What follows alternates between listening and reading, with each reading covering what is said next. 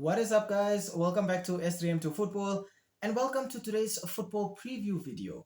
The UEFA Champions League is finally back and we're going to see our first round of fixtures for 2025 later this week. So for today's video, I thought let's talk just a little bit about the fixture that is kicking off this Wednesday on the 22nd of January at the Parc des Princes in Paris that sees Paris Saint-Germain host Manchester City.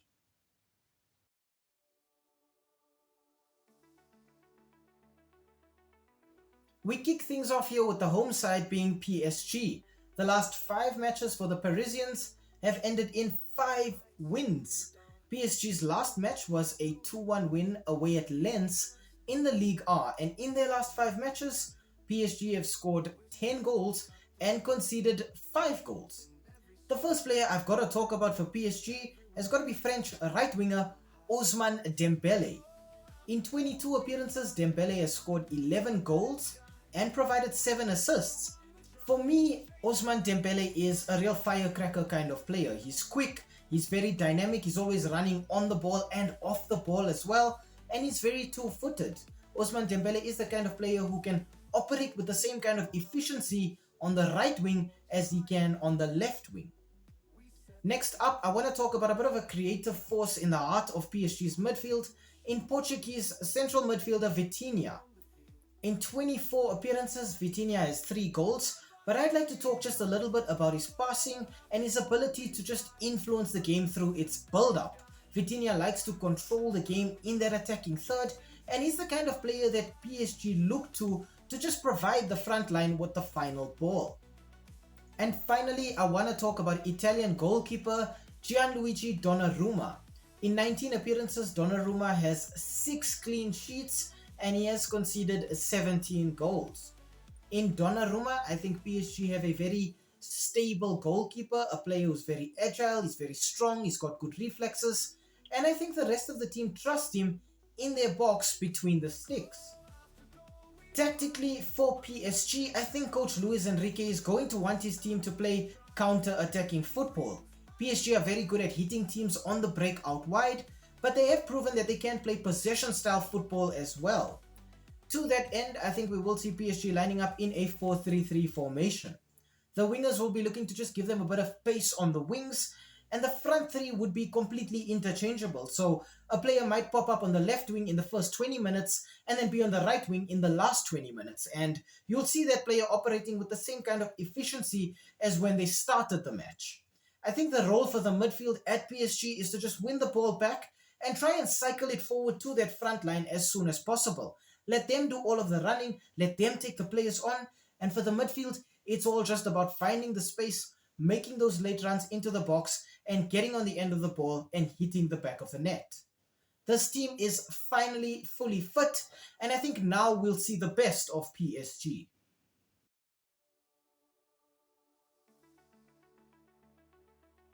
For the away team being Manchester City, the last 5 fixtures for the Citizens have ended in 4 wins and 1 draw. Manchester City's last match was a 6-0 demolition away at Ipswich in the English Premier League. And in their last 5 fixtures, Pep Guardiola's team have scored 22 goals and conceded just 3. The first player I have to talk about for Manchester City here has got to be English right winger Phil Foden. In 25 appearances, Phil Foden has scored 9 goals and provided 4 assists.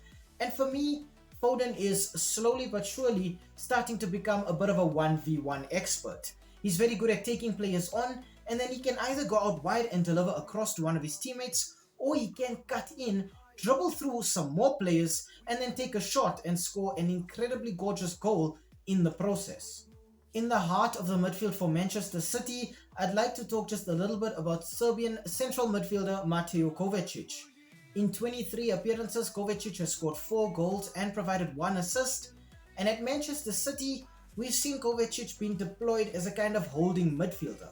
But a lot of people forget he's very good at operating as a deep-lying playmaker as well. Kovacic, unlike other holding midfielders, is the kind of player who doesn't need to pass the ball on to somebody else to get Manchester City moving forward. He can just do it himself. And finally, for Manchester City, I'd like to talk about Dutch centre-back Nathan Ake. In 14 appearances, he has no goals or assists, but for me, Nathan Ake has proven to be a very quick centre-back who's very efficient with his distribution, and he has displayed a fair bit of composure in the heart of the defense for Manchester City. I think Nathan Ake will be very important for Manchester City in this match simply because of how quick he is.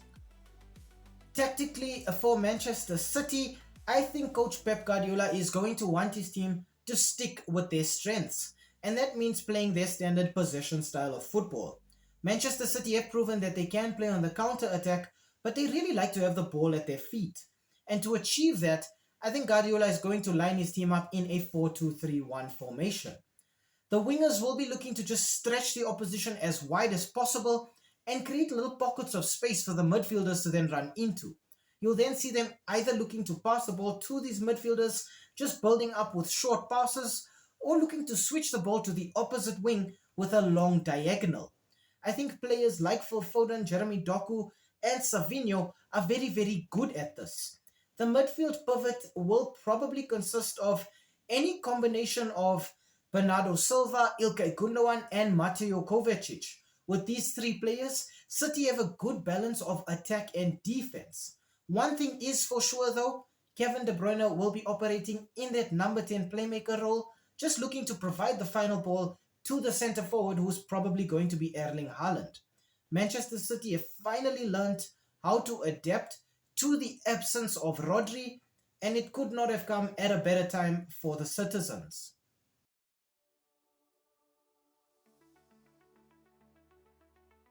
Okay, on to the head-to-head and the S3M2 verdict. Now, the last 5 iterations of this match have ended in 4 wins for Manchester City and then just 1 win for PSG. So thankfully no draws, but we can see it heavily favors the citizens.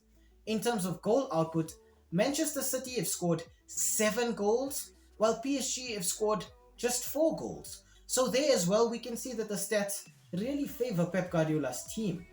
Looking at the Champions League table, however, both of these teams find themselves in a position that they really do not want to be in.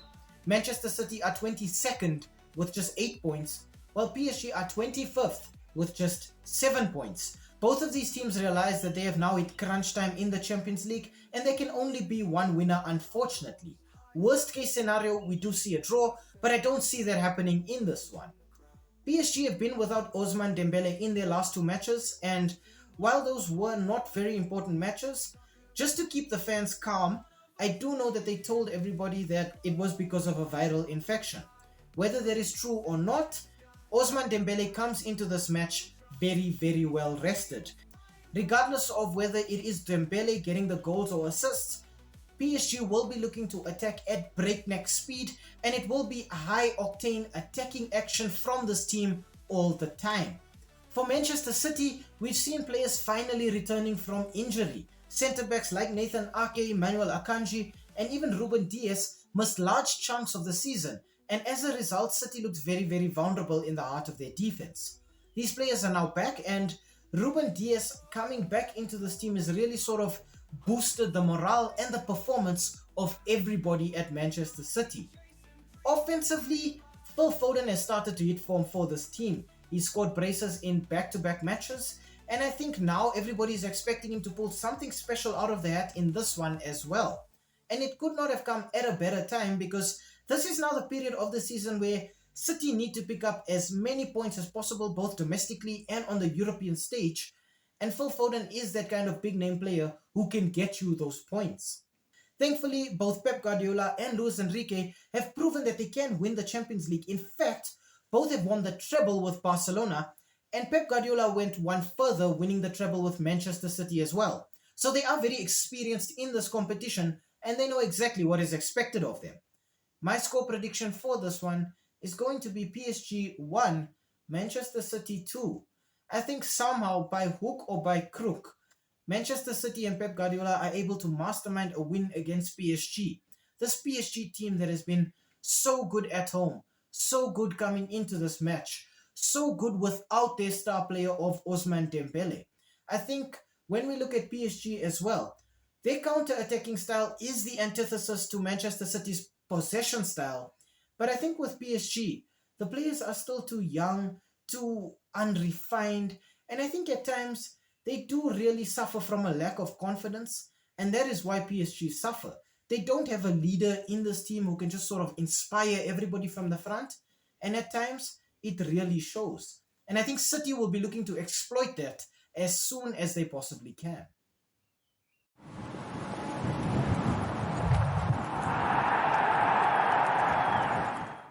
Hi, thank you for making it to the end of this video. We really appreciate the watch time and the fact that you took some time out of your day to spend it with us talking about the sport that we all love. If you enjoyed the content, why not, drop a like down below or comment in the comment section. Maybe even consider subscribing to the channel. And I mean, while you are here right now, have a look at some of our old videos too. They should be appearing on the screen right now, along with that subscribe button. So you know exactly what to do. Um, Thank you so much. It really helps with the YouTube algorithm. And have a great day out there. And we hope to see you again very, very soon. Thanks. Stay safe.